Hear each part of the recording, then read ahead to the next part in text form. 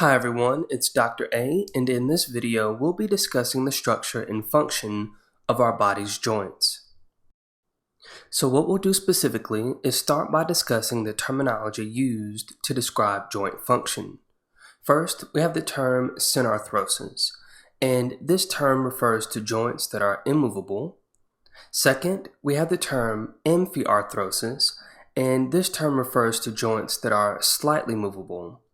And thirdly, we have the term diarthrosis, which refers to joints that are freely movable. Next, let's discuss the terminology used to describe joint structure. First, we have the term fibrous, and this term refers to joints that are formed or are connected by various types of connective tissue.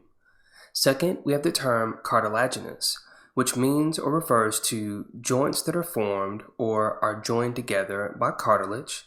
And third is the term synovial, which refers to a variety of joints that have a unique set of features.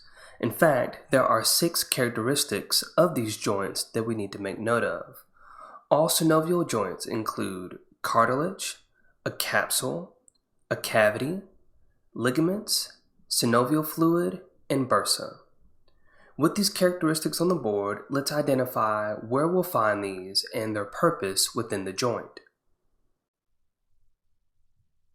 First up is the synovial cavity, and one of the first things we should note here is that the term cavity refers to an opening, but this opening is filled by synovial fluid and is enclosed in a capsule.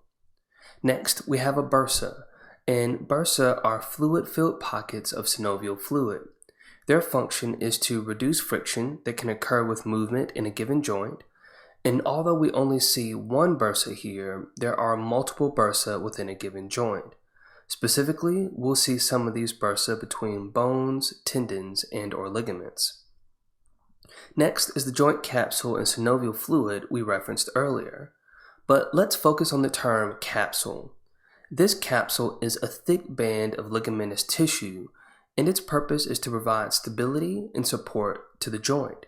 As well, its role is to secrete synovial fluid so that the joint is well lubricated. Let's move over to articular cartilage. The cartilage is the surface covering the ends of the bone, and its job is to absorb any compressive forces that may occur to the joint during movement, and along with this, the cartilage helps to reduce the friction that occurs during movement. And lastly, the role and purpose of ligaments are to protect the joint against abnormal joint movement. Let's now switch gears and utilize a chart to help us better understand and commit to memory the structure and function of our joints. Now, right before we get started, let's talk about 2 alternate names or terms that you may hear used to represent the term joints. The first is arthrosis, and the second is articulations. So when and if you hear these terms, you'll know that they are both synonymous for the term joint. Now to our chart. We're going to utilize this chart based on structure and function. And what we'll do next is utilize our terms from earlier to make categories. So representing joint structure, we have fibrous, cartilaginous, and synovial. And representing joint function, we have synarthrosis, amphiarthrosis, and diarthrosis. Now, let's fill in this chart with some examples of the type of joints we'll see in the human body. Starting in our first box here, the examples we'll list are sutures, followed by gymphosis. And here's what we can do next. In our box to the right, we can place an X through it, and we can do the same for the box on the end. So here's what we mean by this first row. The fibrous joints we have in the body are immovable, and the examples that fit this bill are sutures and gymphosis. And what we also have noted here is that we do not have any cartilaginous or synovial joints within the body that are immovable. Let's go to our second row. The example we'll list here is syndesmosis. And moving over to the box on the right, we have 2 terms. The first is synchondrosis, followed by the term symphysis. Now, moving over to our last box, we can place an X here. So here's what we mean by the second row.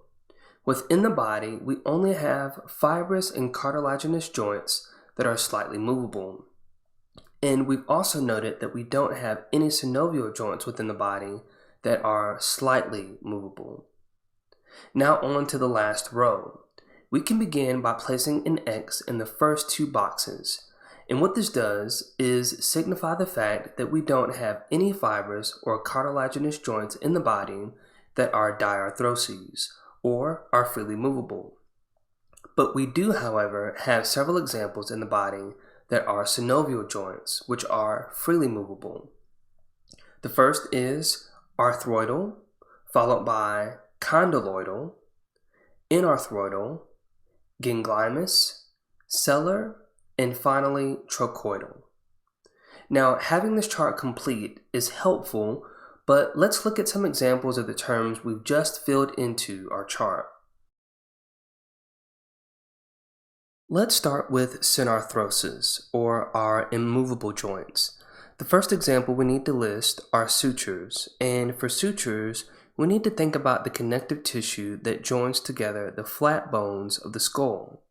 We can note these sutures based on the red lines shown on this image to the left. Next, we also have another type of immovable joint, and the term we use for this is gomphosis. And by this term, we're referring to the gums of our teeth. Next is amphiarthrosis, or what we can refer to as our semi-movable joints. For symphysis, we have the pelvis, because here, anteriorly, we have a cartilaginous structure referred to as the pubic symphysis.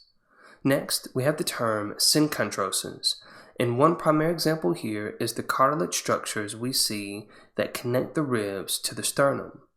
In addition, we could also point to the intervertebral disc of the spine. And lastly, we also have a syndesmosis. The examples here include the fibrous tissue that connects the bones of the radius and ulna, and although it's not pictured, it could also be noted between the tibia and the fibula. Now, moving on to our diarthroses, or freely movable joints, let's begin with the trochoidal joint. This joint is more commonly referred to as a pivot joint, and the movement that we have taking place here includes one segment of the joint that rotates but is maintained in a confined position. Therefore, the movement associated with these joints are rotational in nature. Next is the ganglimus joint. This joint is more commonly referred to as a hinge joint, and this type of joint functions much like a door, only allowing movement in one plane of motion.